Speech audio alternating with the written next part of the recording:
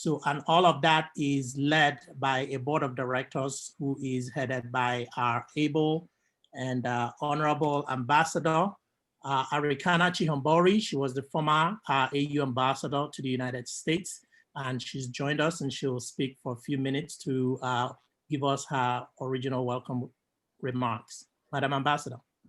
Thank you, my brother. Thank you, Brother Ugo, to Ambassador Anthony Battle, to the Mayor of Broward County, Mayor Dale Holiness, to Mayor Joseph Chikuke of Woodland, New Jersey, to Mayor Joshua Rydell of Coconut Creek, to Captain Renee Peterson, to my brother, Dr. Julius Garvey, to my sister, Connie Diop, Dr. Connie Diop, the Florida coordinator, and many other, and my sister, Lorna Johnson, the assistant treasurer for the DNC, and the many other people, dignitaries who are on this call, the organizers and members of ADDG. I want to thank all of you for taking your time on a Saturday evening when you could be doing other more exciting things at home. I have to thank you for understanding the importance of such a gathering, particularly at such a critical time. Our story as people of African descent is a story that everybody is fully aware of. Representation at every level is something that we have not yet attained. For us to attain the position of being on the table at every level, it starts with us understanding the importance of standing up and being counted. Particularly, the continental Africans. Many of you are citizens of this country, and yet many of you have never registered to vote. Many of you are too busy working 3-4 jobs. I like the standing joke of, oh, you work like a Jamaican. Well, that has got to change. Yes, in between the 4 or 5 jobs, we must find also time to do those things that ultimately matter. While you may have come to this country and you worked 3, 4, 5 jobs, we hope that your children will only have to work 2, 3 jobs, and your grandchildren will only have to work 1 job. That means you starting to do the right thing today. That means you starting to plan today. That means you making sure that you pave the way for either you to be on the table, or for your children to be on the table, or for your grandchildren to be on the table, and that work begins now. This is why we must all stand up and be counted. While we are chasing that almighty dollar and sending remittances home, we must also understand the United States of America is also our home.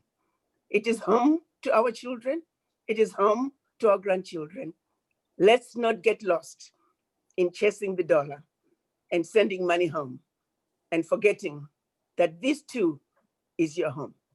So we hope as we are approaching November, you can look around, go through your phone, reach out as many people in your contacts.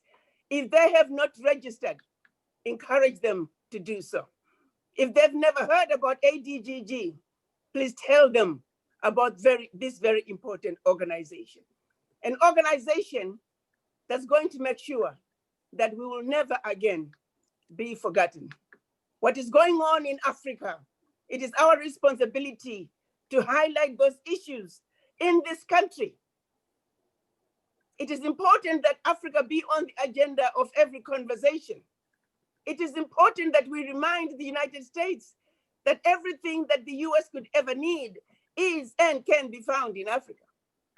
But more importantly, United States is a country that we can say we're married with children when it comes to Africa. So the US, no matter how much the US can try to run away, they can't go very far from Africa. So the onus is on us to put Africa on the agenda of everything the United States does, because the US is a very important partner and ally of the African continent. If the truth be told, the US remains Africa's #1 preferred trading partner by far. No other nation on earth comes even close. So when we do not stand up and be counted, when we do not stand up and highlight Africa, not only are we doing Africa a disservice, we are doing a serious disservice to the United States. We are the ones who are standing with one foot on the continent of Africa and another foot in the United States.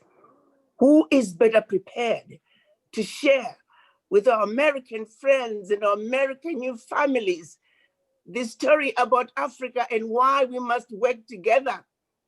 Who is better prepared to tell our friends and allies right here in the United States the truth and nothing but the truth about our beloved Africa?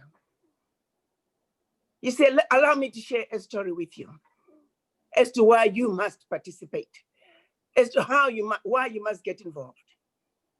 During the time that they had issues with the border in Mexico, I did not know. There was a significant percentage of people who were Africans. Our brother, a Ghanaian who is now a member of the city council, I won't mention which city, he heard about it and he spoke to his former city council members and convinced them that they were Africans at the border who were struggling. They pulled their funds together. They sent some buses to the border. They managed to bring 400 Africans to their city. They closed the local city gym and they housed all those Africans in that gym until every one of them was adopted by one of the American families. Now that's a story to tell. That's what happens when we are at the table. That's what happens when you stand up and be counted. So it's not just about Honorable Ugo chasing you down. It's not about Honorable Jacks chasing you down. There's a reason why they're chasing you down and calling on you to stand up and be counted. Our friends right here in the United States, they are ready to welcome us. They want us to get involved. We have been letting them down by not joining them and saying, this time we have decided, we are saying, Kamala and Joe, let's take them to the finish line. Because when they win, we all win. When they make it to the finish line, we all make it to the finish line. So I want to thank all of you for standing up and being counted. I want to thank all of you for taking the time to be here this evening. And as you hope, as you leave this evening, I hope you can go through your database, reach out to a minimum of 10 people, encourage them to join ADGG, and encourage them, above all, to go register to vote if they have not done so. And if they have done so, we want to thank you in advance for doing it, and we hope you will definitely go to the voting polls. Vote early if you can. If you cannot, just be prepared to do it on the day. We thank you. Thank you, Madam Ambassador. So eloquently well put. And I know that if anyone has missed anything that all of the other ambassadors and honorables have already added, I hope you don't forget the purpose for why we are here.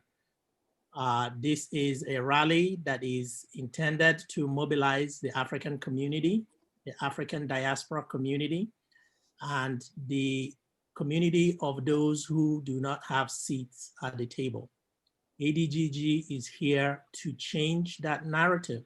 And we'll have a lot of politicians here today. Some will speak, and some will speak at some of our other rallies that are coming. And remember, I said there are about 7 of them coming, not yet announced. So as Madam Ambassador indicated, you're welcome to go to our website, adgg.org. In there, please donate to our campaign. We need money to support these political candidates, both at the federal and at the state and at the local levels. And on that note, I would like to bring another speaker, another first, right? And she also lives in the Florida area with you.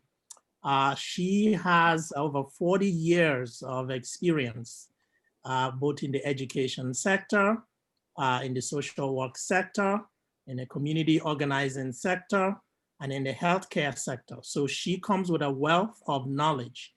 But I'll pause and let her speak. So please help me welcome the co-founder of GROW program, the Honorable Maisha Mitchell.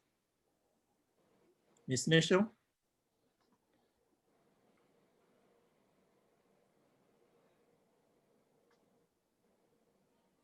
Technical team, can you unmute her, please? *6 to unmute if you're on the phone. Is Maisha Mitchell with us? Wave your hand on the screen so we can see you. Maybe the team cannot figure out which one you are.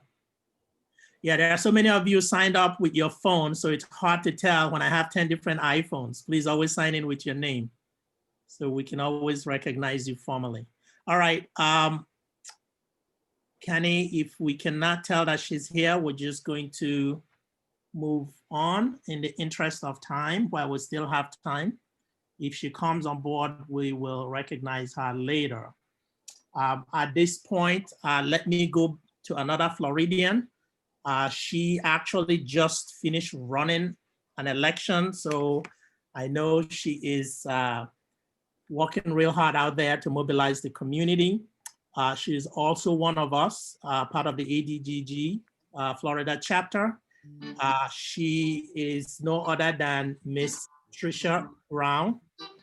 And Ms. Brown ran as a candidate for the city commissioner.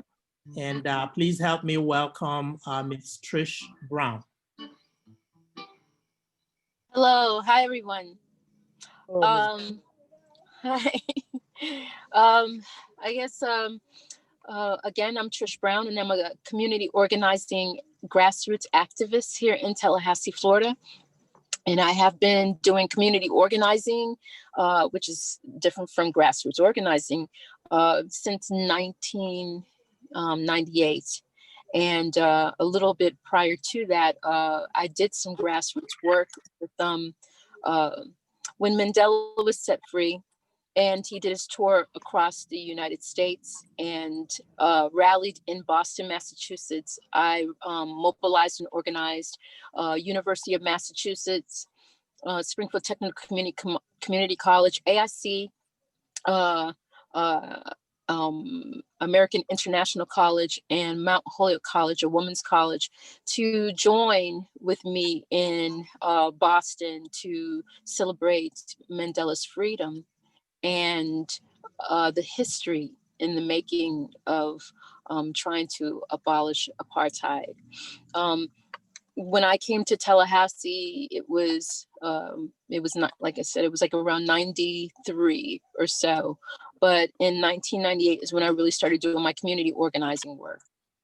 Eventually, I went on to meet Miss Maisha Mitchell, who became my mentor, and she gave me the opportunity and my wings to be able to engage in helping, lifting, and empowering the community, trying to help with the health issues that a lot of us African Americans have been suffering with, as far as diabetes and obesity, high blood pressure. I started to not only organize and coordinate and facilitate with other entities, community organizations in town, but city officials. We went on to do Diabetes in You, Obesity in You, Power Up Kids, Computer Kids. After that, then later on down the line, I decided that I turned towards like wanting to do more progressive work. So I became a grassroots organizer. And that was when I joined like organizations like Tallahassee Community Action Committee and Dream Defenders and Florida Immigrant Coalition and YEP, which is the Youth Education Development Program under a Congolese organization in Tampa. I also became part of New Florida Majority out of Jacksonville, and Dignity Florida, helping incarcerated women. I realized that, like, and there's so much more with Rethink Energy I belong to, and Tally 100. Again, I united with Miss Maisha to work on her programs and organizations like Tallahassee Food Network with the food disparities and the food deserts. So I had already had prior experience as far as a farmer, and actually learning to harrow, and you know, I was educated by another mentor, David Barnhart, about agricultural and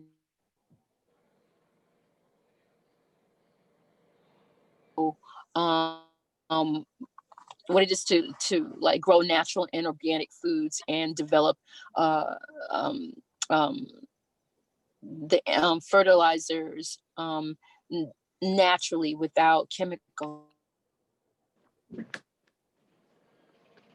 For that, I decided to, as far as like my community progressive and grassroots and community work, I felt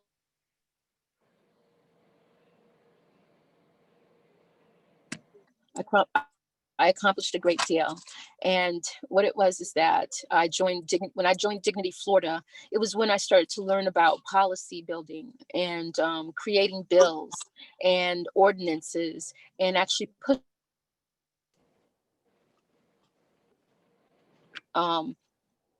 being educated in regard to understanding that I have power, and that I, regardless of my background, my voice is power. And with numbers, with unity, with people coming together as a whole and moving together as one, that we can change the narrative to a moral narrative in this community and throughout the state and throughout.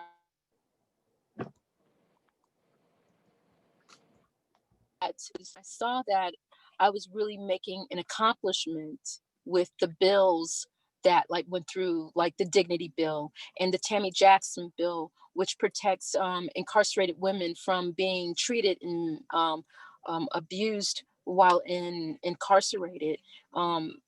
And seeing those bills to actually push through, and legislators actually like supporting and lifting us, that's when I understood that this is something that should be brought to the community. The education of the of of understanding that you as a person can build ordinance, can create press conferences and press releases, and you as a person can like actually develop proposals and build bills and actually push through and make them law.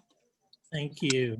But the thing is that what made me want to start running for city commission was the fact that I wanted to transition my progressive organizing skills and my experience and my support of the community over to the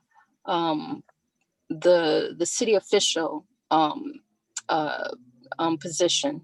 I needed people to understand that we needed to be at the table, and that our voices needed to be heard at the table, and how important it is to vote, and how important it is to be involved in the not only in legislation, but on a city official level, as far as to make the change that we want in our communities. And I feel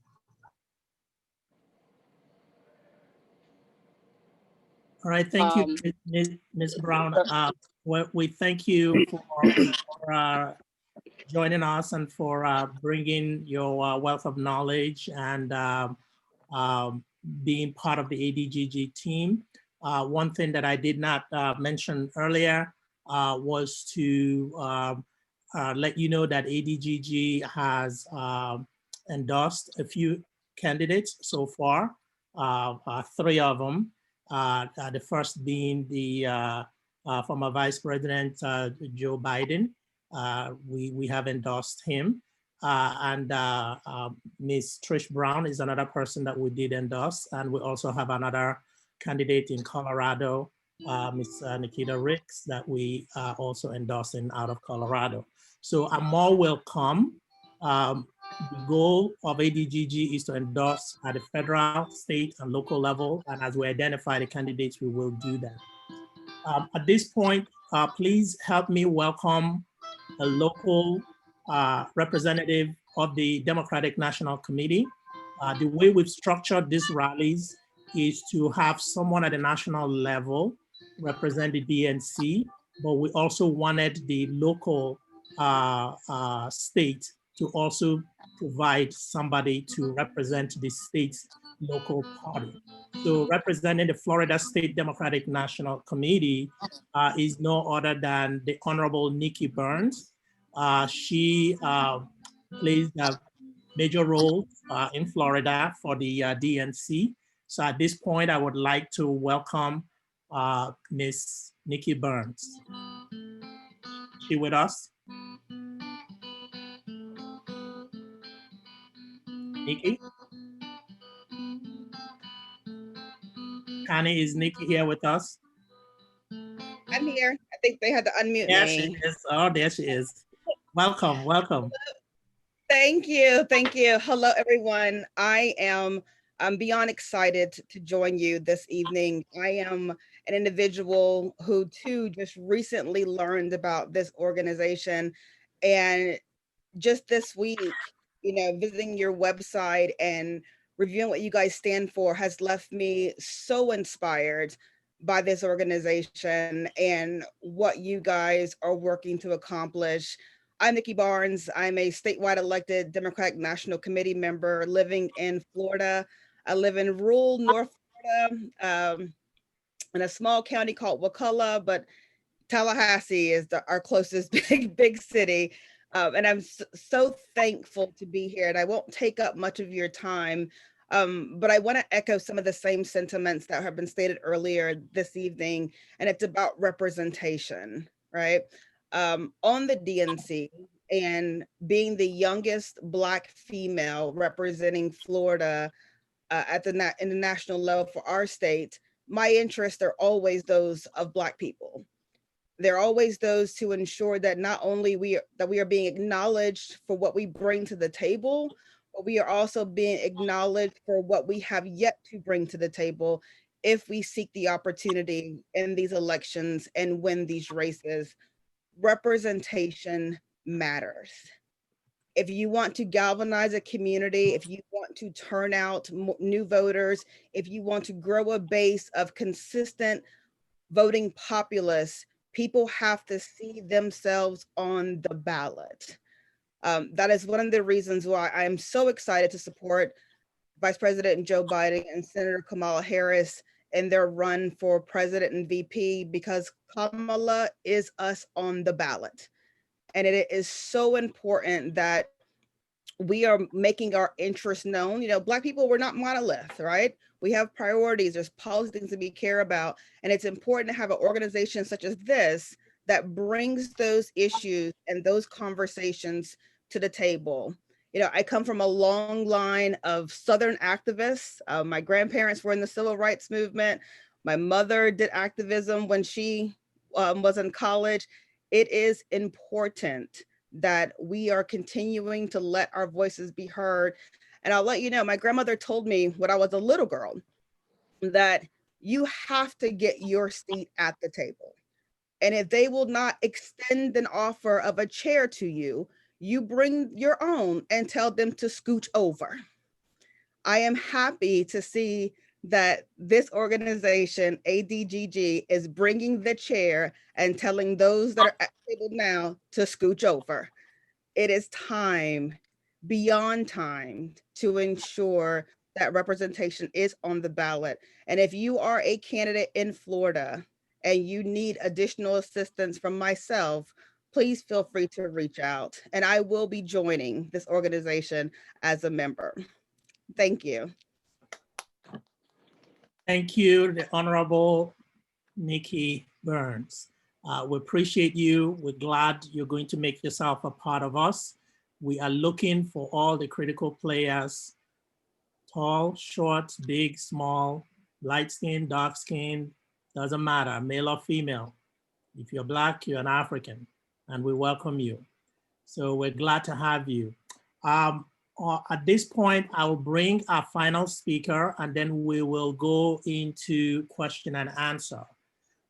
He is the man of the hour, the one that we've been waiting for. Most people out in the community will always tell you, well, I love Ambassador Chihambori Kwo, I love Miss Lena Johnson, I love Ambassador Battle. So, and they keep mentioning all these names, and we keep letting them know, come to ADGG, hear them speak live. We're not playing recordings for you. Come and hear them speak. So here is also another first, but he's our keynote speaker for the night. And I'd like to start by saying he's actually the son of Marcus Garvey. Most of you know about Marcus Garvey. You've seen the history, you've read it, but you probably have never met the son before. So he's just one of those giants out there. He's a medical professional. So he's both a surgeon and a medical professor, two tough jobs, right? He was also born in Jamaica. Yeah, man. So a lot of people, when I used to have hair, always thought I was Jamaican. So I'm always claiming it as my second home. But I'm not gonna read his long bio because we wanna hear him, we wanna hear his voice. And I'm sure he will weave into it all of the many, many years of exposure and sojourning within the Americas that he and his family has undergone. And of course, recently we celebrated his father. So I'm sure he'll also touch on that. Please help me welcome our keynote speaker for the evening, Dr. Julius W. Garvey. He's also a board member of ADGG. Dr. Garvey, welcome. Thank you very much for having me this evening.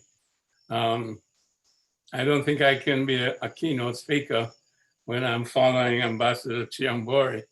You've put me in a very awkward position to follow such an eloquent person. And I love Ambassador Chihambori too, just like you said, other people love her.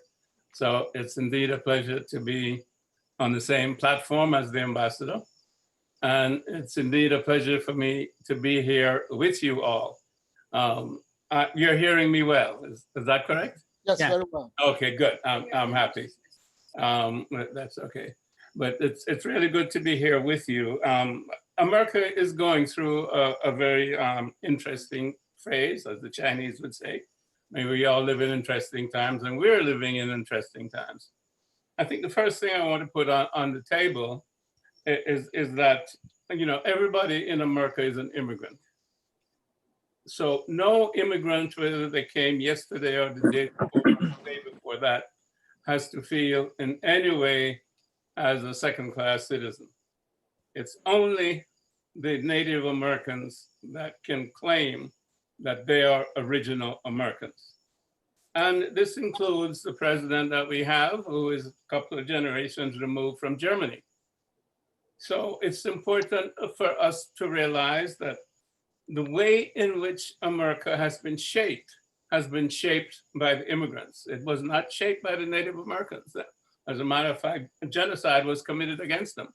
10 million Native Americans were killed so that we could have this America, shaped in the choices of the immigrants that came from Europe.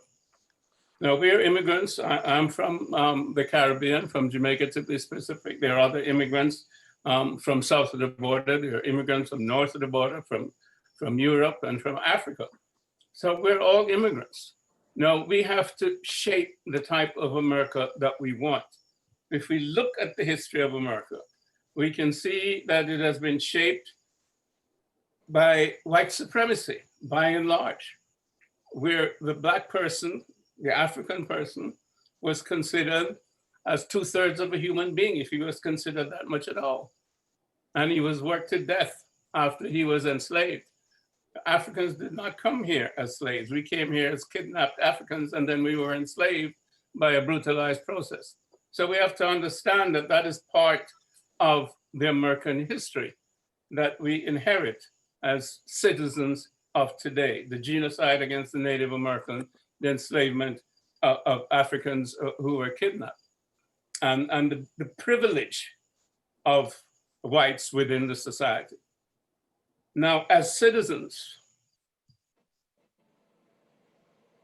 I know that you all are in favor of a social democracy. I am in favor of a social democracy.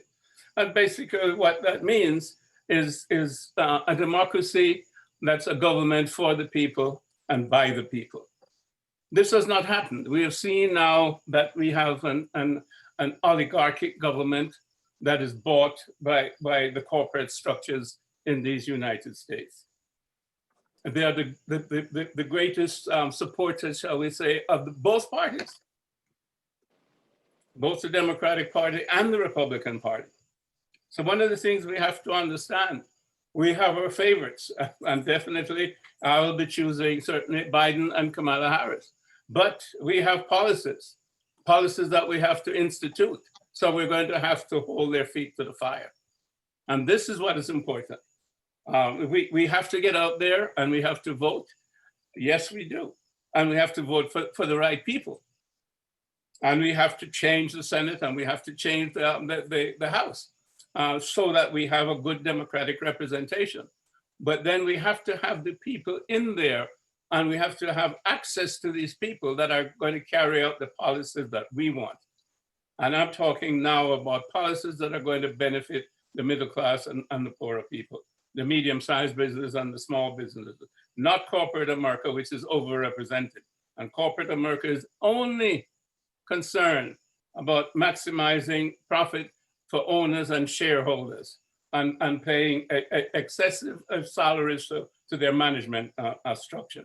We live in a time where management makes 200 times what the average worker makes who is down there doing the actual work. The productivity of the average worker is greater than it has been in the last 40 years. Yet still their salaries have not increased to the same extent. That wealth has been transferred from the average worker to the people who are the owners and the management structure. Now, that is an oligarchy. That's not a democracy. I am here, and I'm sure you are here because you came here to improve yourself, to better yourself, and to participate in a social democracy where we can work together with our fellow citizens with equity and equality, both in terms of social justice and in terms of economic justice. So we have to change the system. That's the point that I'm getting to. We're not going to be satisfied with the same old thing. I've been around a while longer than the faces that I see in front of me, and I've seen the 60s. I've seen the 60s when the same thing, soldiers were out in the street after they killed Martin Luther King, and there were the riots, and the poor people march and so on. And nothing has changed then. I was around in the 90s with Rodney King and the riots in Watson, California, et cetera, all across the country.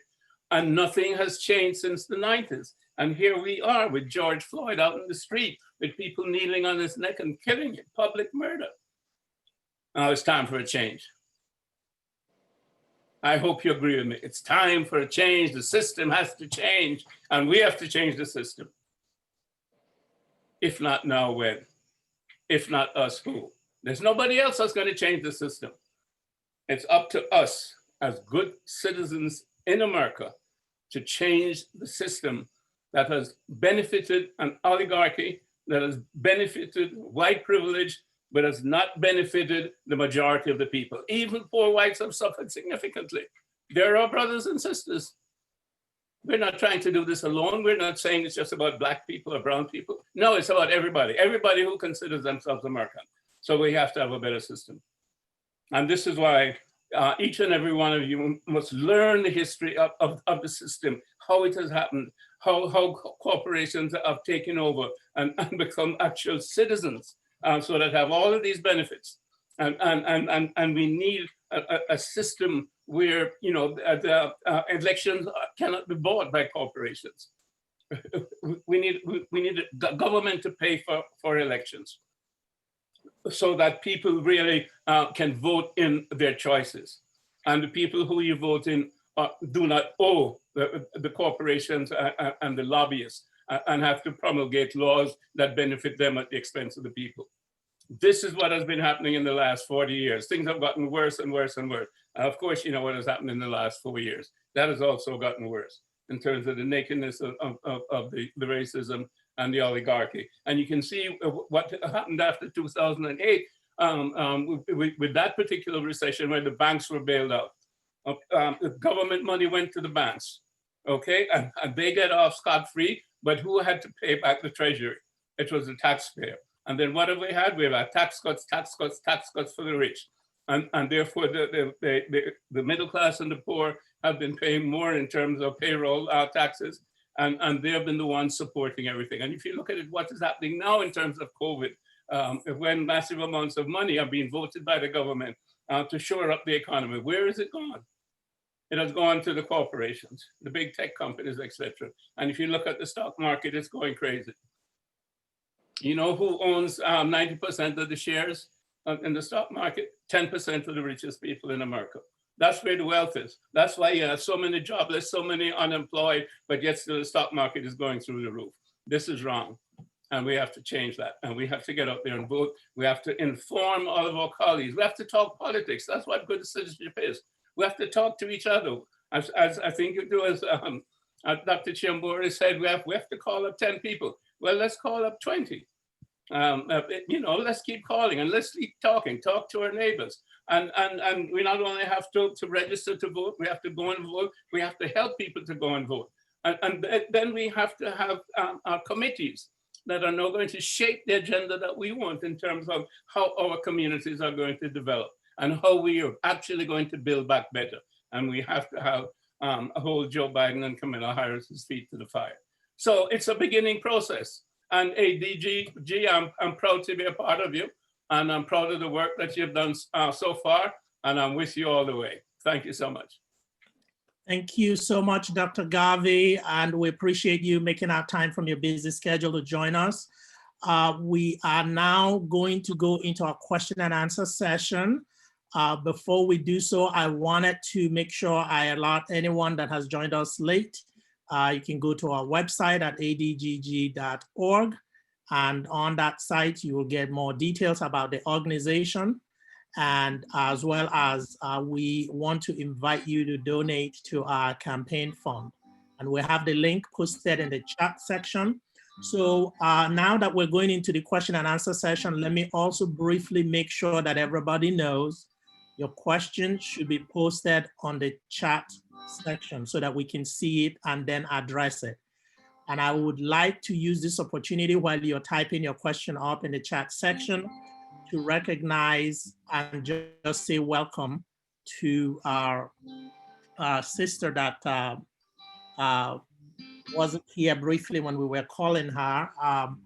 And I'm just gonna say welcome, and then during the question and answer session, we will give her an opportunity to quickly say one or two things and then address any question. But I am speaking about, I believe, who did we miss here? I apologize. I think I left out her name here. Just give me a second. But keep playing the music for a second here while we get. And for those of you who have your questions, please type them in so we can address your questions. Mr. Miasha Mitchell. Miss Miasha Mitchell.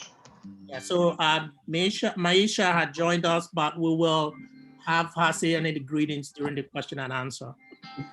Thank you. Appreciate it. All right, questions. What questions do you have for our panelists? And of course, if you don't have questions, I can ask them one myself. Again, type your question into the chat section. So please do not unmute yourself or try to speak. We just want you to ask your question. You can direct your question to any of our invited guests or to any of the ADGG leaders. Or while we're waiting for the questions to come, let me ask a question to Madam Ambassador Chiambori Quo. Africans have been a part of the United States, and I'm talking about African diasporans here, So while the African Americans have slaved all these years to help build up this country, we have hidden in our silos, working as individuals. What advice would you have for the community leaders that are not currently part of ADGG, the community leaders, many of whom are out there still trying to do things one by one, to come together so we can all speak with one voice and vote in block? Madam Ambassador. What I would like to remind each and every one of us is that to a great extent, we're all still suffering from the legacy of slavery and colonization. Until we understand that this is an affliction that is getting us to be stuck in the state of self-hate, until we realize that this is an affliction that is keeping us in the process stuck on mistrust for each other, it is precisely this disease that we are in the intensive care with that is keeping us from uniting and coming together, just like other nationalities are doing in this country, just like other races are doing in this country. Let's first and foremost understand that we are suffering from this disease and that we must heal thyself. To those who are still stuck with me, I ask you to have a serious conversation with the image in the mirror and ask yourself, why do I behave in the manner that I do? Look around you. Look at what the Chinese diaspora are doing, united. Look at what the Indian diaspora are doing, united. The German Americans, the Irish Americans, Italian Americans, the Jews. What are you doing to further your Black agenda? Are you comfortable with watching yet another George Floyd? Are you pleased with the disrespect that is meted to the Black race around the globe? The question is, if you want change, like Dr. Garvey said, who is going to bring the change, if not you? When is the change coming, if not now?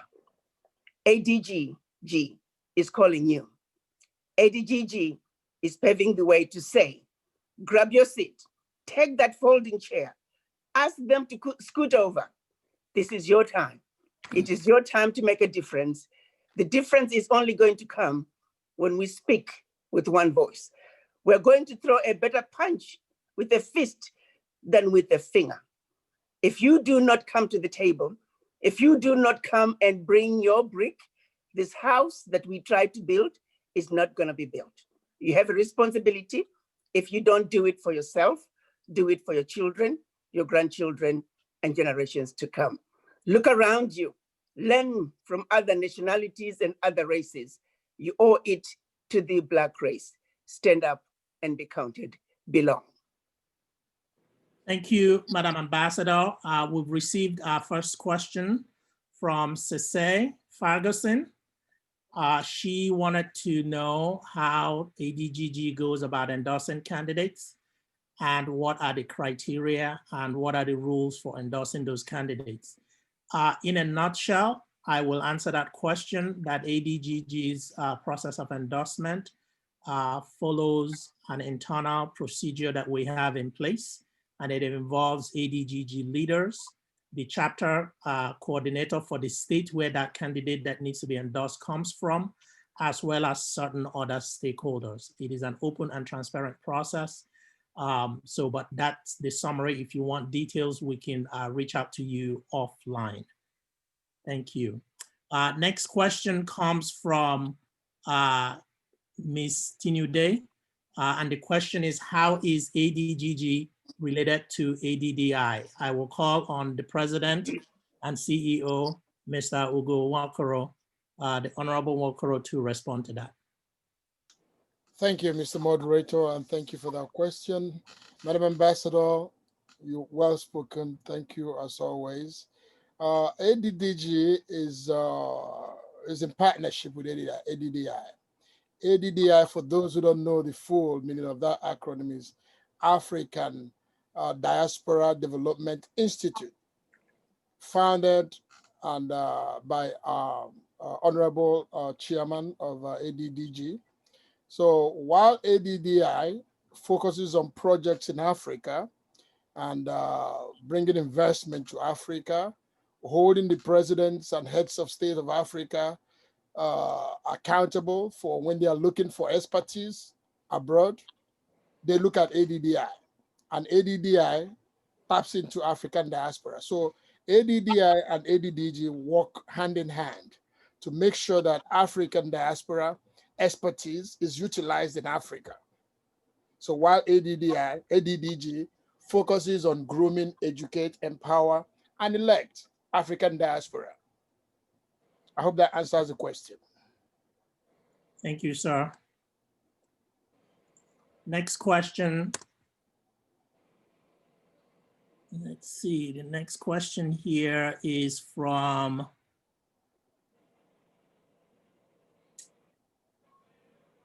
Dr. Kelechi Lawrence out of Delaware. Wants to know why people of African descent, especially African immigrants, expect someone else to solve their societal problems rather than engaging with each other. I'll ask Ambassador Battle to take that question. He has seen a lot of them. Well, let me make two brief statements before responding to that. I want to thank Dr. Garvey. Listening to him speak reminds me of when I was in undergraduate school, listening to tapes of his father. And I want to thank him for his presence. I also want to make a brief statement. You said earlier, Mr. Moderator, that if you're Black, you're African. I like to say, if you're human, you're African. Because if a person looks at the Jewish, the Christian, or the Islamic tradition, there is a belief that God had enough sense to create the human race on the African continent. So if you are human and you breathe air, you are African no matter what you look like. And we need to let people know that they are African no matter what they look like. Now, in terms of Africans working collaboratively, I want us to understand the golden opportunity that we have now. That was a long, long time when African Americans reached out to members of the more immediate African diaspora, and we allowed white America to tell African Americans that Africans distrusted us because we had come to this nation and had been put into slavery. And then when I started traveling to the African continent with quite a bit of regularity, it became apparent that European and white American, as Madam Ambassador has often said, we need to get beyond the slave mentality and the mentality of the result of colonialism, told Africans that African Americans did not want to work with them. We have an opportunity to expose that as a bold-faced lie. African Americans are partners with the African diaspora, and the African diaspora is a partner with the African American community.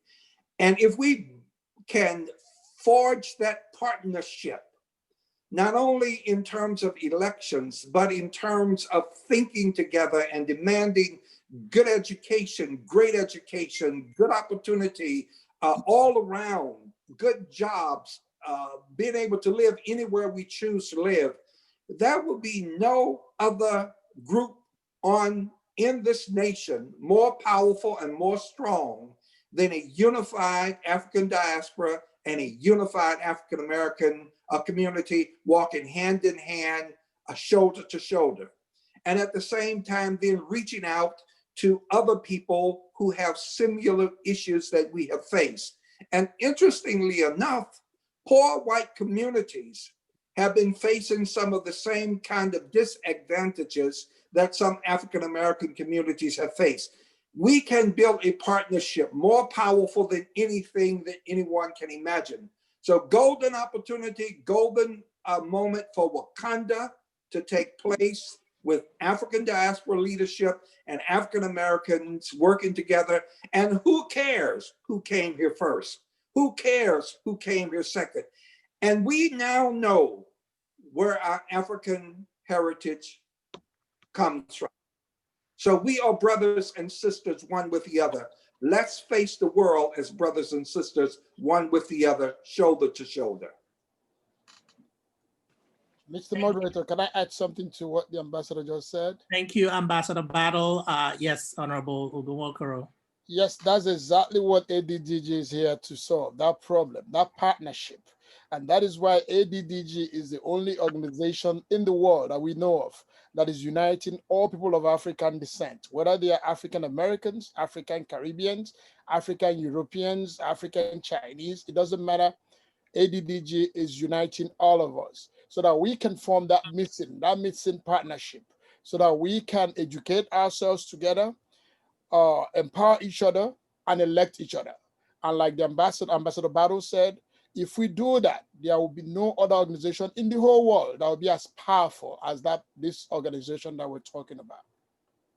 Thank Amen. you, Honorable Nwokoro. I see Ms. Trish Brown has her hands raised. Ms. Trish Brown. Yes. Trish Brown. I have my hand raised. All right, if Trish, okay, looks like she's. Oh, the ambassador is raising his hand. Yeah, he is next. Mayor, you're next, but Trish Brown has her hands raised, unless she's done. Okay, let's hear from the mayor then. Mayor Dale Holness. Thank you very much. Let me say that I don't totally agree with the assessment that Blacks look for others to solve our problems. To some extent, the Willie Lynch syndrome has set in, yes. Where I was at the Million Man March and Minister Farrakhan spoke to how Willie Lynch taught white Europeans in America to separate Blacks by the color of their skin, by who came first, who came second, and everything categories you can think of, so that we would not support each other. But I can tell you this, that I have an experience that most of us as Black people look to work together to solve problems. And oftentimes the resources are limited. And let me tell you, my purpose to be elected is to help bring about balance and equity and fairness. In Broward County, we now have an Office of Equity and Community Investment based on the principle of dismantling racism. And we're doing a tremendous job with that at this point in time. When I got to Broward County, today our budget, with a budget of over $5 billion. Today we're over $6 billion. Only 10.25% of our contracts went to small, minority, and women-owned businesses, which is where most of our Black businesses are. Today, 39% is going to that because I made an effort to change the dynamics of that. I'm creating Black millionaires, which will help us economically across the spectrum. I've worked to put in place civil citation where we don't arrest our people and put them in jails. And there's still a lot of work to be done. That's why I'm so grateful that I supported Sheriff Tony, because Sheriff Tony, since he got there 18 months ago, has changed the 5th floor where management is. You heard from Captain Renee Peterson just now. The undersheriff's a Black woman.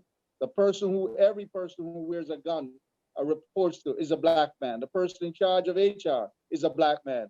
His chief of staff is a Black woman. And I've been fighting for those kind of things for a long time. So, and he's instituted policies now that makes it so that they're watching police officers who are abusing their power so that they don't get to 20-something or 30-something when they kill someone and then we find out, hey, these guys been doing bad stuff all the time. There's systems that's being put in place because he's in office.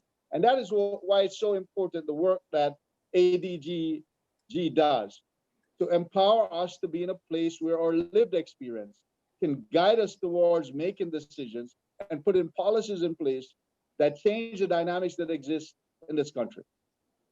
And I'll be joining as soon as I get off this call. Thank you, Mayor Holness. Can you stay on the mic for a second?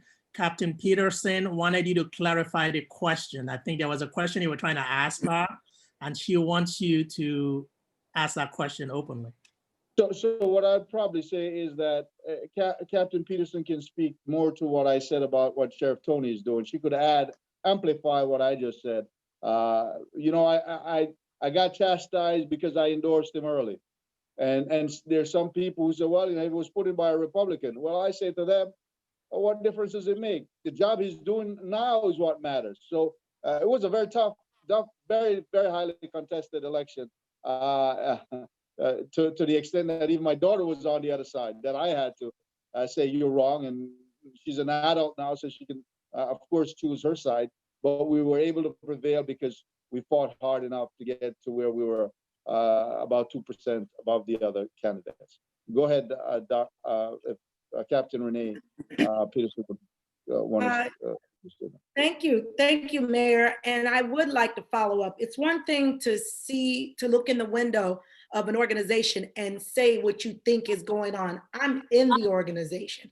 I have lived experiences as a Black female in law enforcement. When I came into the agency, they called Black female as a double negative. Some white men could live with working with a Black male, but if you were a female, you were a double negative. So we had it extra hard.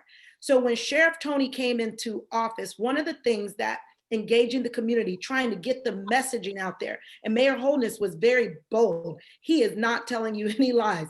There were a lot of opposition against Sheriff Tony. And what was so disappointing, it was people who looked like him, us, some of us.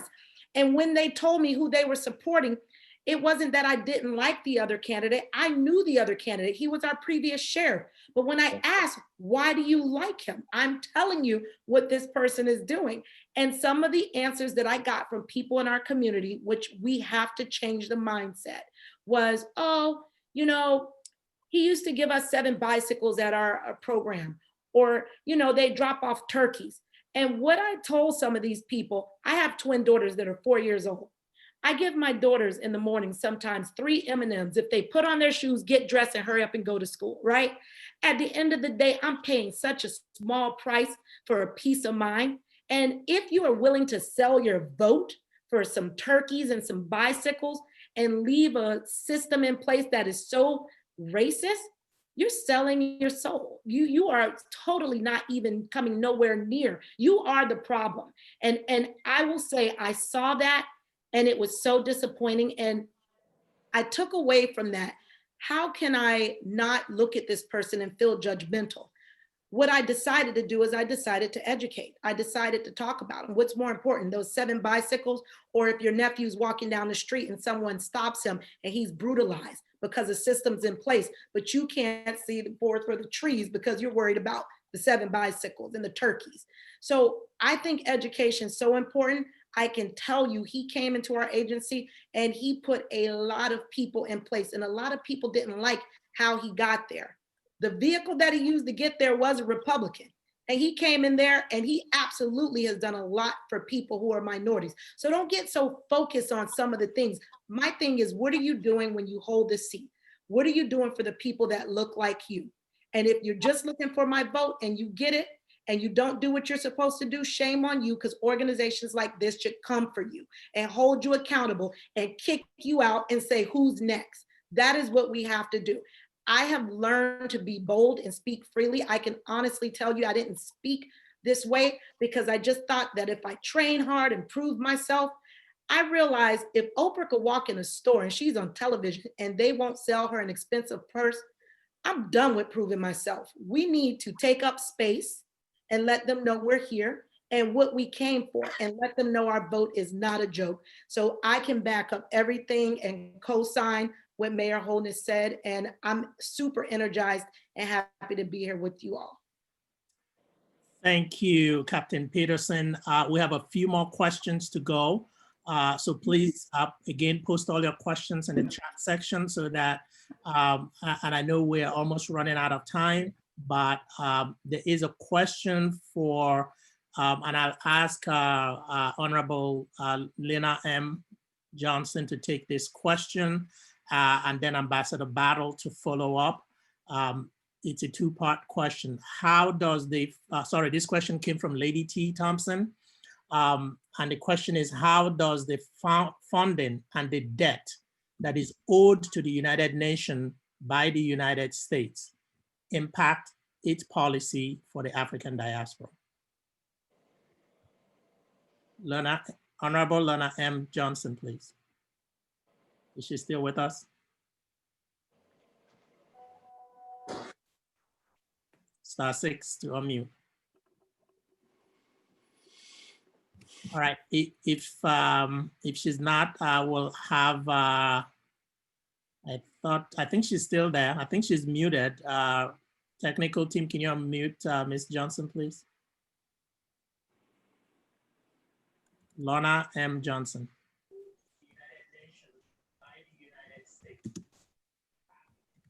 She can unmute herself. Okay, yeah, she's probably on another call. So I'll ask Ambassador Battle to tackle that question for us. And the question is, how does the funding or the debt owed to the United Nations by the United States impact its policies for the African diaspora? Well, let me speak about what I'm hoping is going to happen when President Biden is elected as president. And when we are able to restore our commitment to the United Nations in full force. For a long period of time, particularly under the Obama administration, also under Bush, also under Clinton, we kept active with our commitment to the United Nations. And we will continue to do so under a Biden administration. But the debt that the U.S. owes has, interestingly enough, never affected our ability to have some degree of influence in United Nations activity and actions. What I'm looking forward to is us being able to renew our partnership with the African continent on two tracks. One, to restore the multilateral relationships that President Trump has destroyed. For example, we had a long track record of multiple years working collaboratively with the African Union and with the regional economic communities on the African continent. Trump has backslidden. He's moved away from that. He's removed the US voice in multilateral activity. We also will restore our relationships bilaterally. That is, having a strong personal relationship with each and every country on the African continent. You know, interestingly enough, people look at the American relationship with countries like Zimbabwe and other nations. Even when there are nations on the continent that we have had some disagreements with for a number of reasons, we never stopped working with those governments and with those people, rather, in those countries in an effort to help restore a sense of balance and a sense of democracy and a sense of fair play. So and I'm going to be very partisan here, what you will see in a Biden-Harris administration is an on-purpose, intentional effort to work closely with the African continent to help build African wealth on the African continent and to help build African wealth where Africa's trade balance with the rest of the world would be such that Africa will create its own middle class of people who will have an opportunity to govern itself. So the debt that we owe to China, debt we owe to many other nations, we still are the world's largest economy. And we still will be in a position after the Trump administration with President Biden and Vice President Kamala Harris to restore our economy the same way President Obama and Vice President Biden did in 2009, to rebuild an economy where we will again be the strongest economy on the face of the earth and thus the strongest partner with Africa on the face of the earth. You will never find a better partner than the United States when the United States is governed well. But when the United States is not governed well, no one can guarantee what kind of partnership we will have. Thank you, Ambassador Battle.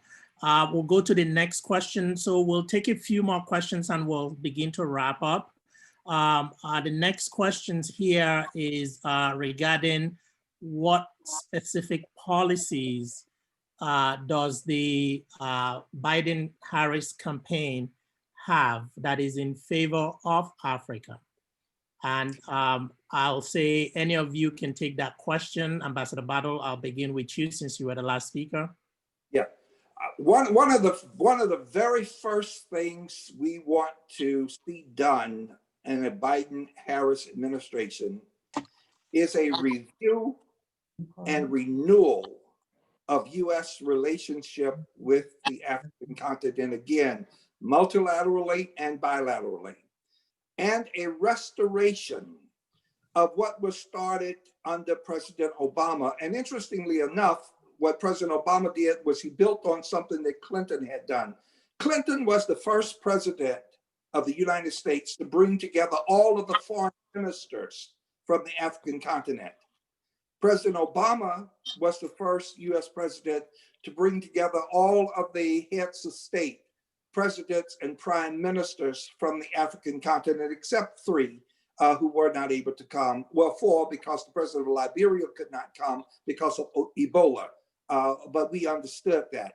But he was the first to bring together all of the heads of state. So we have been saying that one of the things that President Biden and Vice President Kamala Harris will do is to restore the US-Africa Leaders Summit. Now, notice that it was not only a meeting between American government and political leaders and African political leaders, it was also a bringing together of the wealthiest American corporations and the wealthiest people from the African continent. In fact, my office, the office I was called back to Washington, D.C. to head as during the diplomatic relationship with the conference, my job as senior advisor to the African Bureau of the State Department was to lead the diplomatic work for the U.S.-Africa Leaders Summit. We said to some of our largest corporations, if the president of your corporation does not show up, we will not accept anybody from your company to show up. We're talking about the biggest multi-billion-dollar corporations in America.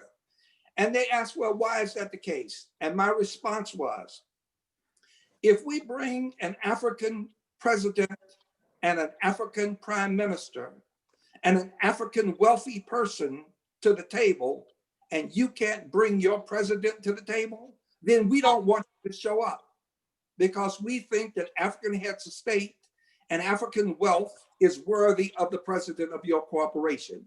This is the kind of approach that a Biden-Harris campaign will have. And if I may add to that, sorry, I was having some technical difficulties, with my phone here, so sorry about that. But Dr. Battle, Ambassador Battle has said it quite well.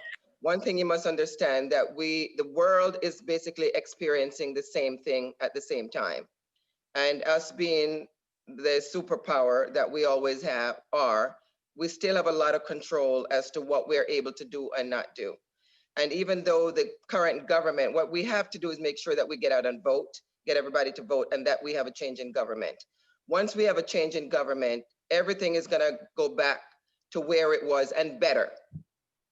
And I think we all understand where Africa is and who Africa really truly is right now. I think the world is aware of that. So everybody that I've spoken to or I've been around, we know the importance of Africa and how it has been neglected over the years, but we also know the value of Africa. Everyone knows the value of Africa. And for that partnership to be realized, it could be a fortune for everybody. So I believe that the Biden-Harris team will focus very strongly in Africa. I know for myself that I've been working in Africa for a while. We know the value of Africa, and the people like myself and the people that I've been around in administration or legislation are pretty much on the same page. So it doesn't matter how much money, like Ambassador Battle said, it doesn't matter how much money you think the America owes this, owes that. We still have enough. Fortunately, we can print as much as we want. So it's not an issue. It's more a matter of relationships, will, and negotiations. So I think Africa will be right up front in all of these negotiations, and I will be one that will pushing a lot for Africa, so you can count on me for that. And hopefully the most important thing right now, as Dr. Arikana stated, unite together as one Africa. Stop looking in the mirror and talk about me. It's all about how you unite, pool your resources together. That's what you're doing now. So continue to do that. Pool your resources, your monies together, your thoughts together, come together as one. United, the more united you are, the more powerful you will be to speak. If you go and you just have a little thought there, another one has a little thought, and it does not come together, it's just gonna be blown away to the winds. So get together, work together as a team, show your strength so that you cannot be denied. So that's my recommendation. May I also add to that? Yes, thank you, Ms. Johnson. And yes, Madam Ambassador, you can elaborate on that. Yes, in order for the Biden-Harris ticket to also be well informed about the conditions on the ground, particularly now, what I've noticed when I was still traveling around the country is the lack of understanding for the changes that are taking place on the ground in Africa, particularly when it comes to the African Continental Free Trade Area. A lot of American businesses are not quite understanding the enormity of what is getting ready to happen. Other nationalities, China, a lot of European countries, they are amassing their funds, getting ready to take advantage of an Africa that's going to be wide open. We need to be available and be prepared to also advise the Biden-Harris ticket about what is really happening on the ground. So as they formulate their policies, they have a full understanding and appreciation of what can be done, but more importantly, in collaboration with the continental diaspora, who actually can pave the way for American businesses to have a safe landing as they make their way onto the continent. Let me underscore and emphasize once again that the United States remains the preferred trading partner for Africa. However, if the current trend is not changed, the US stands to slide from the #1 position. We simply cannot afford to allow that to happen. Together, as continental Africans, we put the United States in a better position to continue to maintain the #1 position. So yes, we need to work with the Biden-Harris ticket to make sure that their understanding of what's going on the continent is as complete as it can be. So our getting involved, and particularly ending up with the right people in office, is this first step in the right direction. Thank you.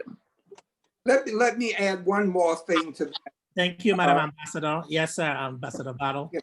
And I agree totally with what my colleague, the ambassador, has just said, and also what my colleague, Madam Johnson, has just said as well. What the Trump administration has done, and I know you are a bipartisan organization and you should remain bipartisan. What the Trump administration has done is he has intentionally tried to rip apart the fabric of the Continental Free Trade Agreement and the regional economic community's ability to do collaborative work. And the way he's done it is he's tried to enter singularly oriented, bilateral, exclusive trade relationships with individual African countries. Now, there is merit in being able to do that. But the merit in being able to do that must never be put ahead of helping African nations work collaboratively with the regional economic communities and with the continent. I remember a few years ago, I was sitting across the table from an African president, and I won't mention the country, and we were talking, and he said quite clearly, we would rather trade with the US, and we would rather see the US as our partner. But because we are hungry, we don't care who feeds us. So if China feeds us or whoever else feeds us, it's okay. What I brought back to Washington after that meeting, and what Assistant Secretary of State Johnny Carson brought back to Washington after that meeting, was we need to step up our effort to reach out to African nations and let them know just how much we want to be their preferred trading partner. Unfortunately, Hillary Clinton did not win the last election, and Donald Trump won the last election and unraveled all of those efforts of helping us build wealth on the continent. We will get there again. We will get there again. The mayor mentioned how many millionaires, Black millionaires he's making in Broward County, Florida, which is what happened here in Atlanta, Georgia, where I am. When there was a conscious effort on the part of Mayor Jackson to help restore partnerships that required companies and organizations to do work directly with small businesses, women-owned businesses, and African-American owned. We will do that again on a global scale. Be our partner. Help us to get Joe Biden and Kamala Harris in. You will see a difference, and you can hold my feet to the fire. You can demand that I show you that evidence. Thank you, Ambassador Battle. This question is a two-part question. It goes to Ms. Maisha Mitchell. Okay. A second part of it will go to Honorable Lena M. Johnson. The question is a very short one, but requires clarification. How do you motivate African diasporans at the local level in Florida and in the nation nationally to be active in the electoral process? So I'll take Ms. Maisha first, and then Ms. Johnson next. Sure. Thank you very much. I'm very happy to be here and happy to share my thoughts on that. So my thinking has a lot to do with just foundational information education, particularly when it comes to Africans. Black people in our city, you know, sometimes don't always consider themselves as Africans because they were born here in this country. What I'd like to do is really to get them to thinking about the issues that impact us most. And in Tallahassee, we are seeing some serious issues, particularly when it comes to on the ground grassroots issues like COVID-19.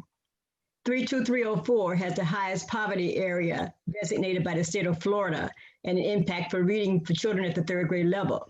It has the highest incidence of poverty in the state of Florida. And now we have the highest incidence of COVID cases in the county of Leon. This is a trend that we are seeing all over the country. We need to pay attention to those things that impact us most at the grassroots level, because many of the monies and coming into communities are typically not getting where they need to be. So we have to call for equity. We have to make sure that funding is allocated based on need. You know, how people can make sure that they're getting what's valued to them. They'll voice their opinion. They'll come out, they'll tell their stories. But we have to bring back something to the folk who've been impacted most and get them at our tables, because they can tell those stories more effectively than we could ever do so. So I'd like to talk about how we might look closely at the foundational impact of these issues and fundings that coming into our community designated for people who are suffering at the marginalized communities more than anybody else. And now with COVID, it's double and triple. So paying attention to those things, getting people the things that they need, advocating that the money should flow where the greatest resources are needed, and making sure that we all understand about voice. Your voice matters, no matter who you are, no matter what status of life you attain, your voice matters. And women particularly, we have to get it done, sisters. continue our legacy by working hard and supporting the men in our lives. We have to make this happen around youth, family, and those to be born yet. We have to lay the legacy so that they will never forget their fundamental foundation. Africans always and will be forever. Thank you, Ms. Mitchell. Madam Leonard Johnson. Okay. Nationally, how do we motivate Africans to engage in the political process?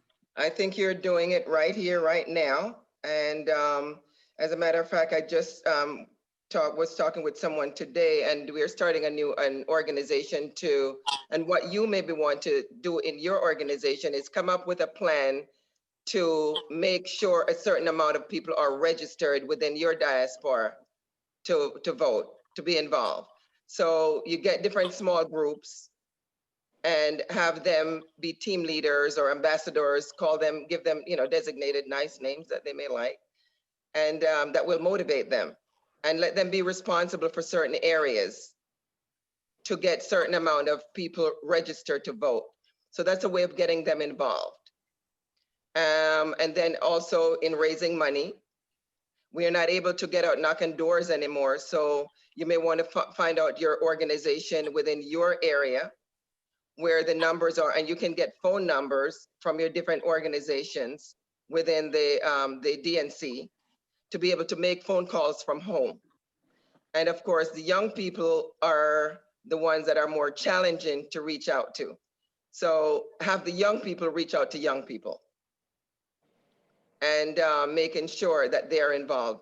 I'm having a virtual town hall myself on in a few days, and it is called One Nation Under God, Indivisible, to inspire liberty and justice for all. And this is the 100th anniversary of the suffrage movement and the right to vote.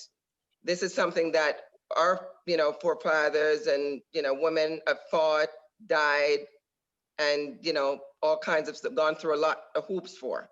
So this is very valuable. And so what I'm having on the show, I'm having prominent people, women, write letters of who inspired them to young girls and how they can help to motivate young people. When I was doing my interview, some of my interviews today for these young people that I wanted to distribute the letters to, it was really heartbroken. I mean, some of the situations that I heard. But one of the young girls, she was 17, she's having a birthday next month. So I said, oh, you're having a birthday next month.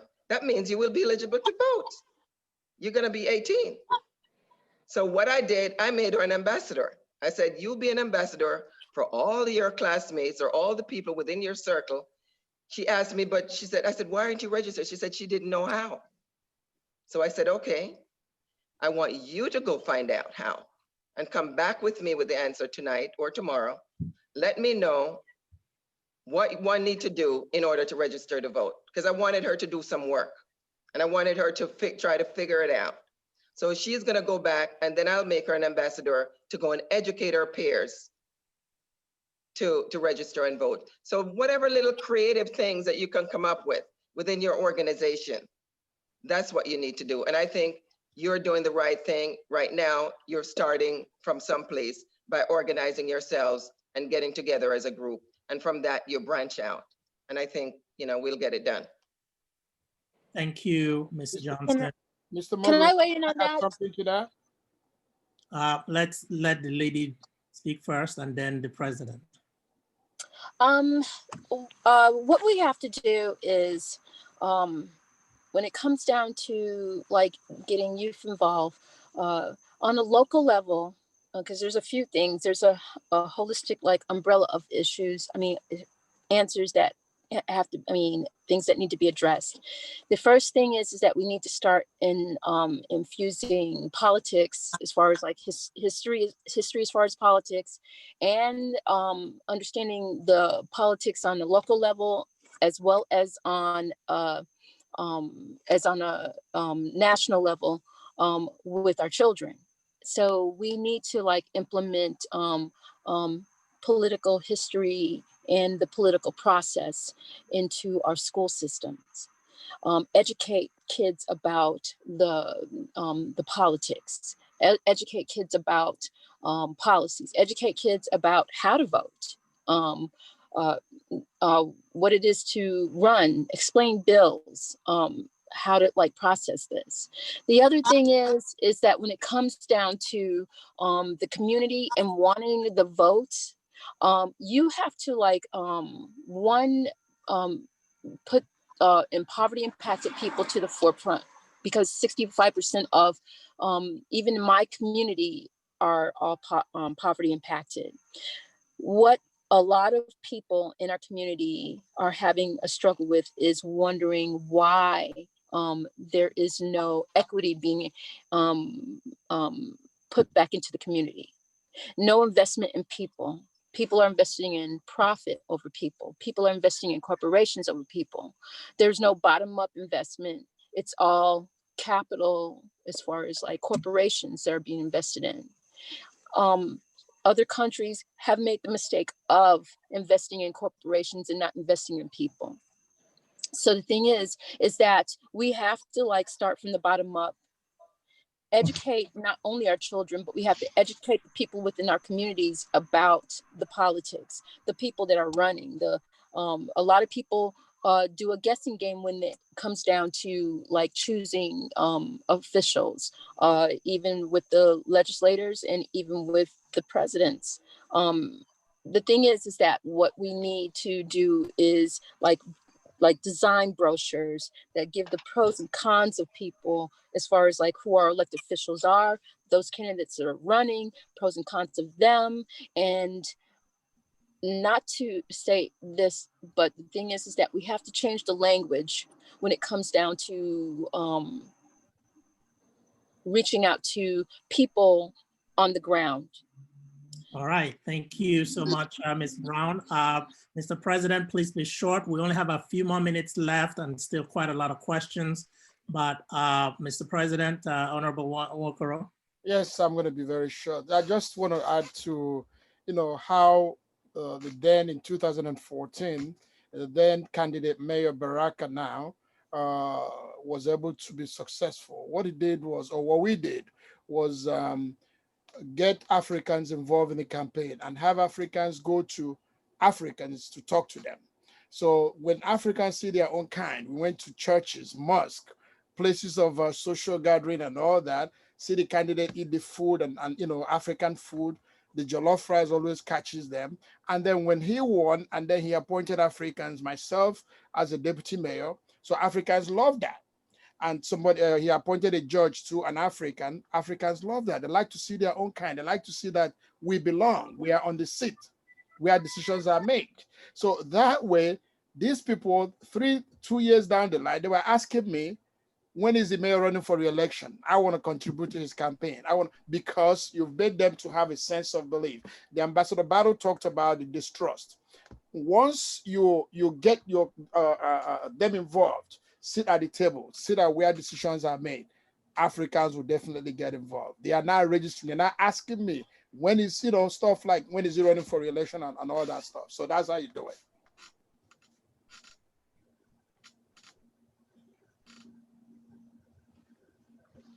Thank you.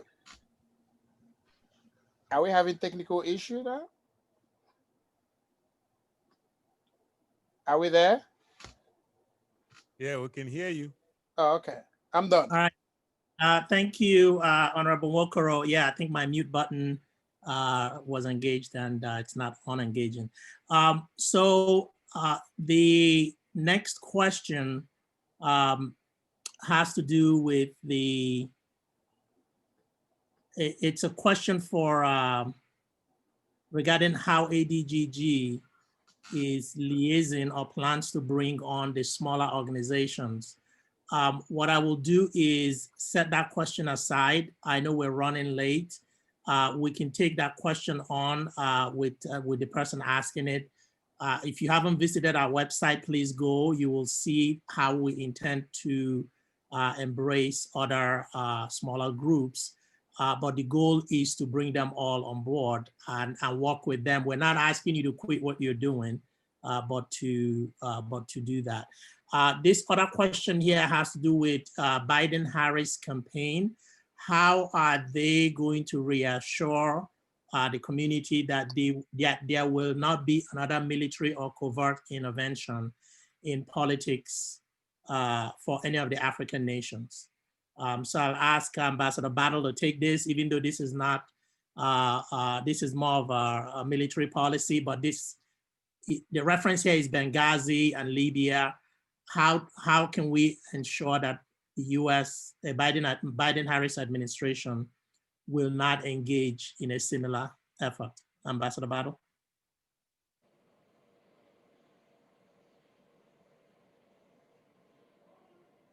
I think I was unmuted. Let me respond to that question first by saying I am a retired lieutenant colonel. I know a whole lot about military operations. I have a military background as well. What happened in Libya? It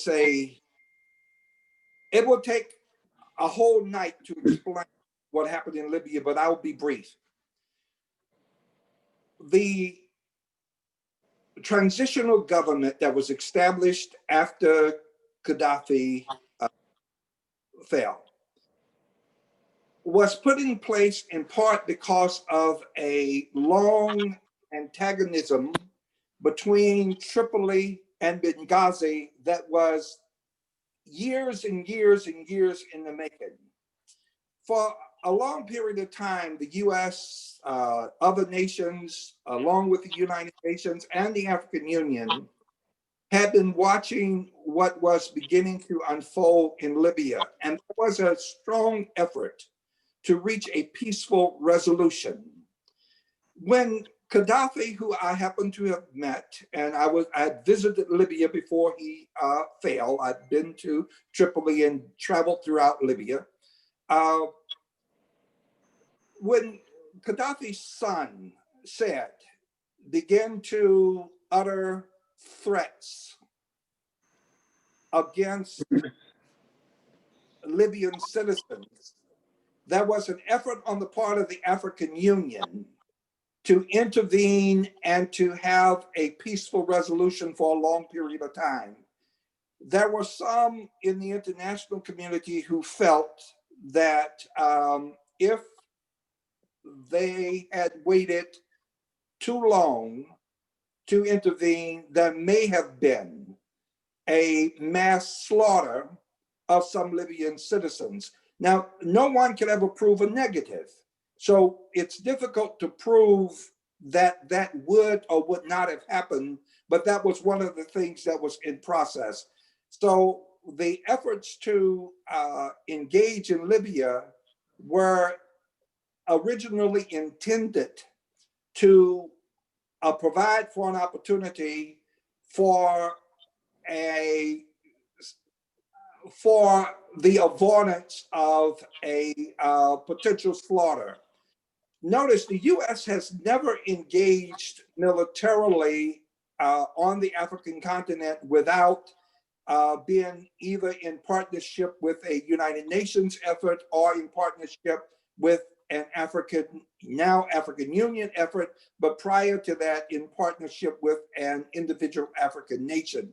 So the intent militarily has been to strengthen and build African militaries, not only to protect and defend African nations, but also to do what I had advised the first two commanders of AFRICOM. I had personally been able to advise, and that was that the US military does a lot of things that have nothing to do with war, that has nothing to do with fighting. It has to do with helping to restore communities at the end of floods and at the end of storms, at the end of drought, and at the end of other kind of national calamities. So I was trying to get AFRICOM to not only build the capacity of African militaries to fight wars when they needed to fight wars, but also to build the capacity of African militaries to do the non-lethal, non-military things, which could be peace-giving and peacemaking. So that was a very long answer, but it would really require a much, much longer time to unravel all of the things that were going on in Libya leading up to the engagement in Libya, and also after the engagement in Libya, how we intervened to make sure that the transitional government stopped the kind of slaughter that it was doing of Black Africans. And that was brought to our attention by the African Union itself. John Ping was the chair at that time of the African Union and said to me in a phone conversation that one of the reasons that the African Union could not embrace the transitional government was because of the massive slaughter of African migrant workers. And I was able within 20 minutes to communicate directly with Susan Rice, who at that time was our ambassador to the United Nations, and also directly through her with Secretary Clinton. And within a 24-hour period of time, we were able to reassure the African Union that we would directly engage with the transitional government to force them to cease the slaughter and the mistreatment of African migrants. And we were able to bring that to an end. And shortly after that, we were able to force the transitional government to re-engage with the African Union. And we brought them back to the table in Addis Ababa, Ethiopia, where the transitional government sat down and met with the African Union, and we were able to then pave a path forward. Again, a long answer. Thank you, Ambassador Battle.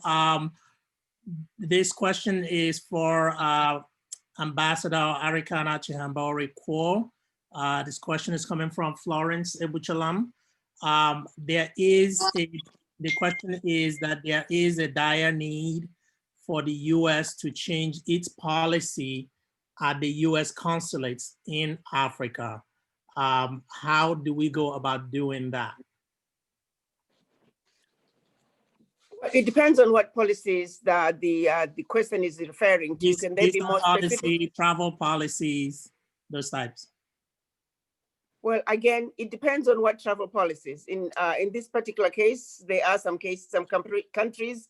We're averaging about 4 to 5 countries that are currently on visa restrictions. Are they referring to visa restriction countries, or is it just in general the denial of visas for one reason or another? Denial now, that one, well, I think one issue that we need to look at is this consistently having African countries on visa sanctions. That's something that I think could be dealt with without having to put countries in visa sanctions. Again, it goes back to being able to engage the US government. I'm sure if we are continuing to have proper dialogue with the US government, particularly with the Biden-Harris team, we should be able to deal with some of these issues in a more amicable manner.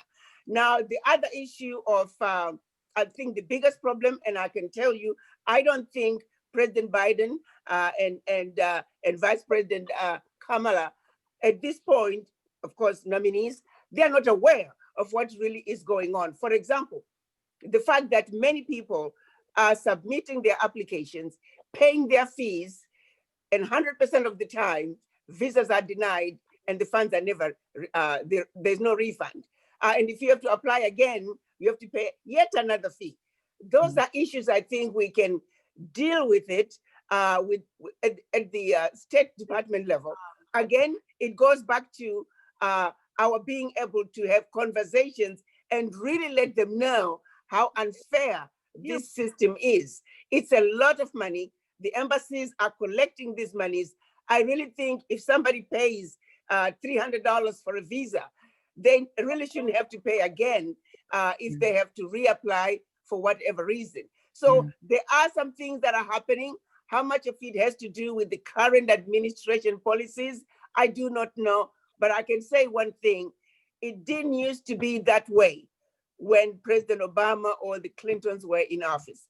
This is something that has slowly gotten worse since this administration took office. I do remember when I was still the representative, I had a lot of complaints from ministers and other government officials who were getting serious mistreatment at the borders as they were trying to enter the US. So again, a lot of that, I'm hoping that with the Biden-Harris ticket, we'll be able to engage with them at a different level to where some of the issues can be dealt with before they become as big a problem as they are now.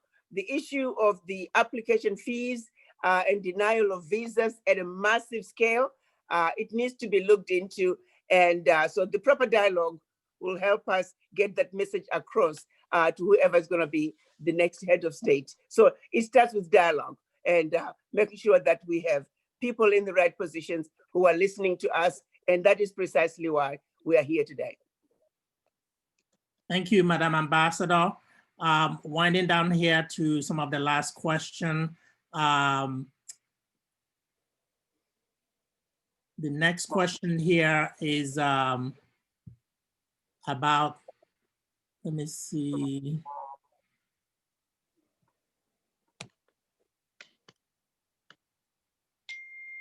All right, I'm trying to read that. Guys, you should ask questions, don't make a lot of statements, then I'm gonna have to pause and read it.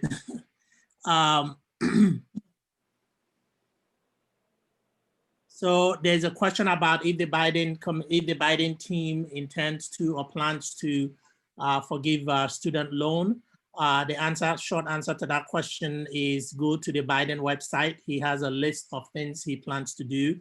And yes, it does include student loan, but remember his idea for student loan are not the same as Bernie Sanders or Elizabeth Warren. So be sure to read it, but it's on his website and it articulates how he plans to handle students' loan.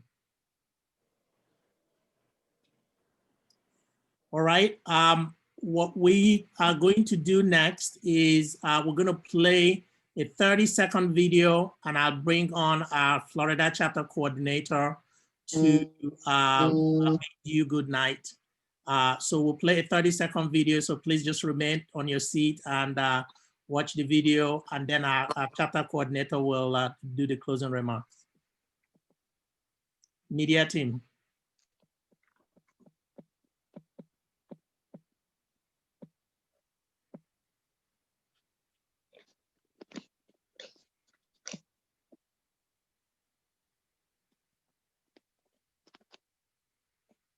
We don't have sound. You have to share the screen with the sound. Reshare.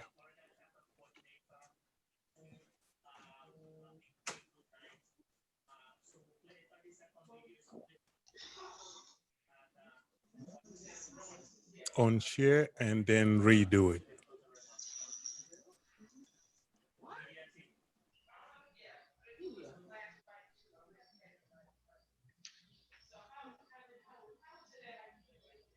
Can they say that again?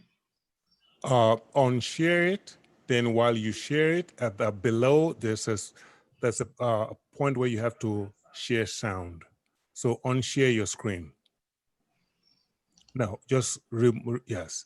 Then now, while you're sharing it, before you click on share, there are two buttons at the bottom, and there's one that said share with audio.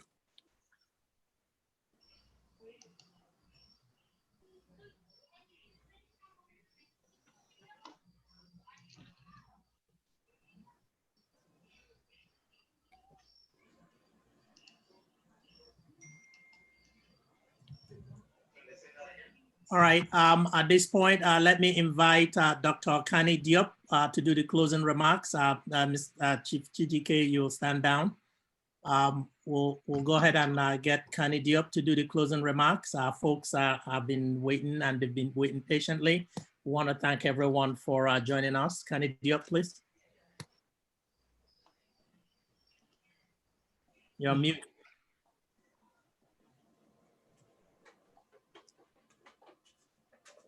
Thank you so much to everyone. So I would like to start by thanking everyone in attendance today for this virtual rally. And again, extend our vote of thanks to all our special guests and to each one of you. Really, thank you very much for being here. I also would like to congratulate our board chair, Ambassador Dr. Arikana Chumbohori Akwao, would like to tell you that I would like to be just like you when I grow up. Thank you to our board member, also Dr. Julius Garvey, Honorable Lorna M. Johnson, our president, Ugo. Thank you so much for this vision and making things happen. Our ADGGPAC Executive Director, Mr. Chuk, for being such a great moderator. Thank you so much. I also would like to thank our youth representative, Hadija Awajub, and I hope other youth will join us. They are crucial for this movement. They're crucial for us to take things to the next level. I thank also the rally team, Karanja, Lady T. Thompson, Mrs. Ifatu, Tunde Obazi. Thank you for working tirelessly to make this event happen smoothly and successfully. I would like to thank also the musicians, our brother Wolf Glass. Please, you can check him out at wolfglassmusic.com. And Ernest Grant, who is the drummer, who is on the standby and will drum a little bit for us right after we're done with this closing remark. I would like also to tell you to rally with us. And last but not least, a big shout out to the ADGG Florida chapter. Thank you, Jariatu, Ife, Sababu, Atafor, Ekele, and Dr. Dokurugu. Please visit us at adgg.org and get involved. And remember, ADGG is here to educate. ADGG is here to empower us. And ADGG is here to elect us. I thank you all very much. Okay, and now Grant will drum for us now as we depart. And again, thanks everyone for joining us. Next rally is Pennsylvania. Hello. Keep going.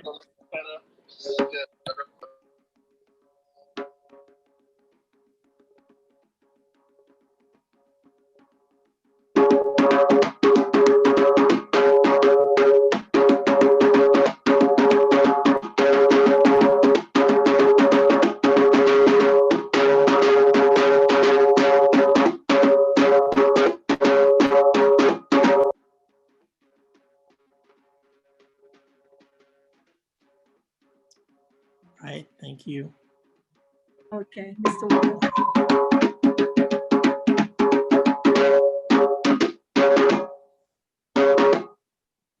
Thank you.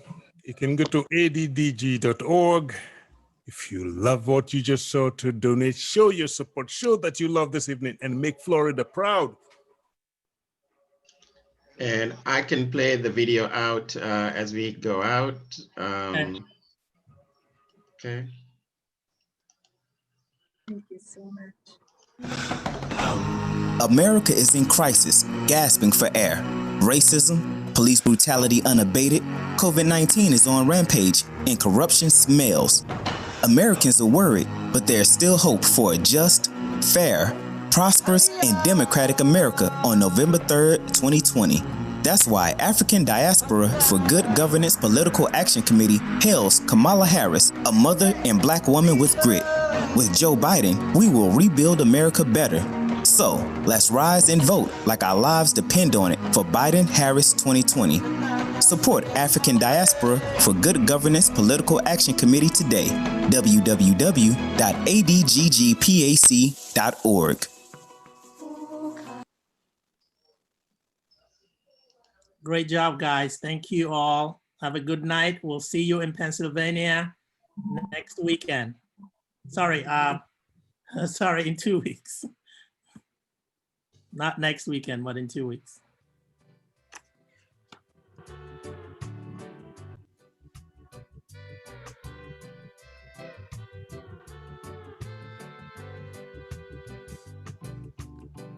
Just in case. Just in case. Love you, join. Thank you, guys. Thanks, guys. Mr. Glass. Mr. Moderator, next weekend is Pennsylvania. Yeah, Pennsylvania is 29th. Yes, next weekend is Pennsylvania. Visiting hours. Behind your door. Next weekend. Visiting hours.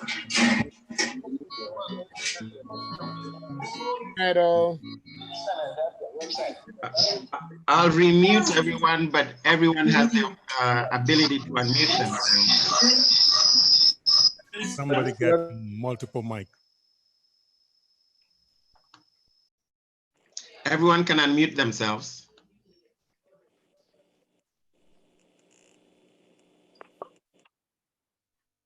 Good night, everybody. Good Is night. meeting over? Good night. Night, Take care. Thanks everyone for joining. Yeah, Pennsylvania is next weekend on the 29th. Good job. Yes, Good job. my bad. I gave the wrong date. Pennsylvania is the 29th. I posted it on the chat. Great event. Good job, ADGG. Congratulations, guys. Congratulations. Thank you, Khadija. We appreciate you. You're welcome. You're welcome. Have a great night, guys. Hey, good night. Good night. Thanks for everything. Good night again. Yes, good night. Good night, everybody. Good night. Thank you very much. Night, everybody from Tallahassee. Keith from Tallahassee. Oh yeah, hi Keith. Yes, Tallahassee, way to go. Good night, Florida. Florida, you rock. All right. Take care, guys. What's up, See you Florida? later. All right. Yes, give us music. We need that. Good.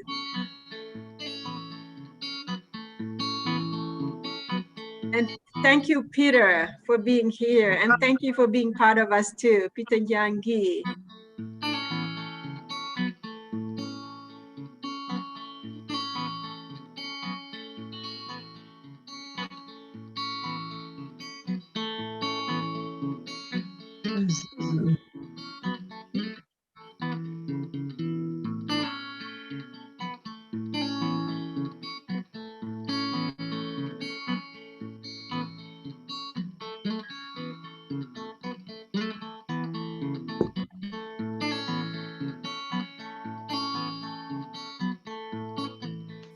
Well done, Dr. Diop. Great job. Oh, thank you so much. I would have to give you credit, all of you, for making things happen smoothly. You worked behind the scenes tirelessly, and I could not have done it without you. You all, so thank you very much. You are the lady of the hour, so tonight's your night. I really appreciate having you all, and I really appreciate having a strong team in Florida. Thank you. I'm thrilled. They're awesome. Say it again, Chugs. I said that's what it takes, is a strong team. Few people committed to doing the work, so take care. They are all there. I'll look out for your lessons learned meeting and your post-event activity. Congratulations, everyone. Thank you. Thank you very much. And I would like to give a great shout out to Jariatu Sise. Yes, Jariatu, you can see her eyes. She's like, okay, what are you guys?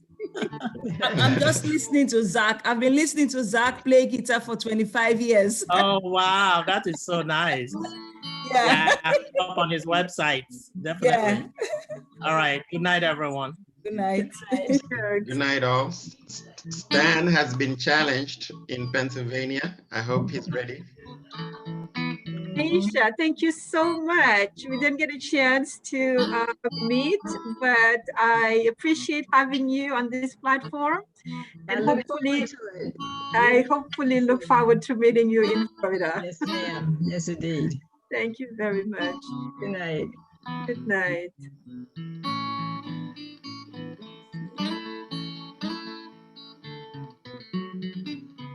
Thank you, Wolf. You stayed the whole time. Now you did it. Now you're like dinner. I know. Thank you, Mr. Gold, for being here all throughout also. We appreciate you. Mr. Monday Gold, wow, he's still here? Yes, thank you so Wow. much. Mr. Monday, how are you? Wonderful presentation. Thank you very much, Prof. Thank you, Sese. Thank you, everybody. We Thank you for appreciate your being time and here. effort. Really do. Thank you. Thank you, Wolf. We hope to see you in one of the other rallies again. Yes. I look forward to seeing you soon. Yes, thank you so much. That was awesome. That was very generous of you, of your time, of your skills. We really appreciate you. His mom was on. I saw your mom's, Wolf. What did you say? Your mom was on as well. My Wolf, mom. yes. Yes, my sister. Yes. Thank you very much. Have a good one. Bye. Thank you so much, you too. Okay. Thank you, guys. Goodbye. Thank you, Doc. Thank you, Dr. Joik. I think your patience was endless. I appreciate your willingness to make changes at last minute. My brother Wolf, thank you for your patience with us. It didn't go as with all the time, but I really, really appreciate you. That's what makes it all work. And Karanja, if you're still here, thank you for everything. And Lady T, we can't thank her enough. Yeah, oh Thank my you, Mr. goodness. Tunde. Yes, Thank you. yes. Thanks, Karanja. Thanks. Yes, yeah. Tunde, thank you so much. That was awesome. Oh no. I think the best, I think as we grow. So I will even ask you, Dr. Diok, to join again, just like Texas. So all of the people that have done it before, just follow us so we can continue to tweak it and better. I will definitely make Tunde sure that always I do. delivers. I don't know about that. I think this team is just, yes, it's just perfect. So they got me excited. I almost feel like singing, but I just wanted to allow my invited guests to do the song. So Great team, great team. Awesome.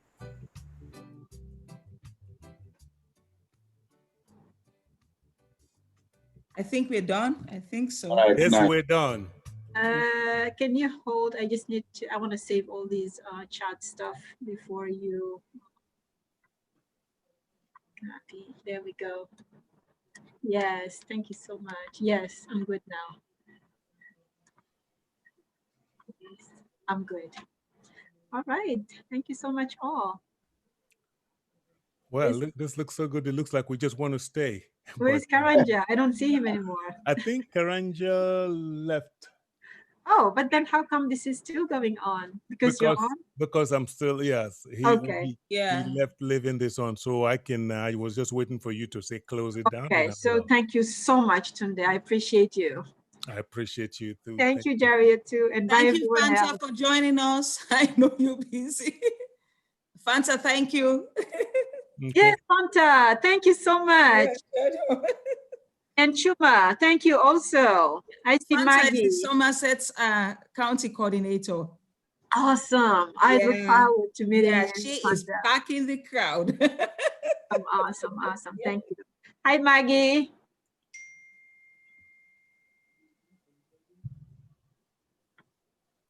Okay, I cannot unmute her, but hi. Oh, Maggie, I can unmute. Let me see if I can unmute her. She can unmute herself now if she wants to. Maggie, go ahead, unmute you. There you go. Yes, I'm here. Thank you. Hello. Yes, Maggie. Hi, honey. How are you? Thank you so much for being with us throughout this No whole problem. presentation. No problem. It was so good. And then I was so happy to be part of it. Thank you. Thank you. We appreciate having you. Okay, thank you, dear. You're very welcome. All right, today I think we're good. I think we're good. All right. Okay. Yes. Okay. I think let me get out. But it looks like somebody else have rights to stay because he just give me only opportunity to leave meeting, but I'll leave anyway. Okay, then it means we're just gonna leave, all of us. Okay. Okay, good night. All right, good night, everyone. Good night. Okay.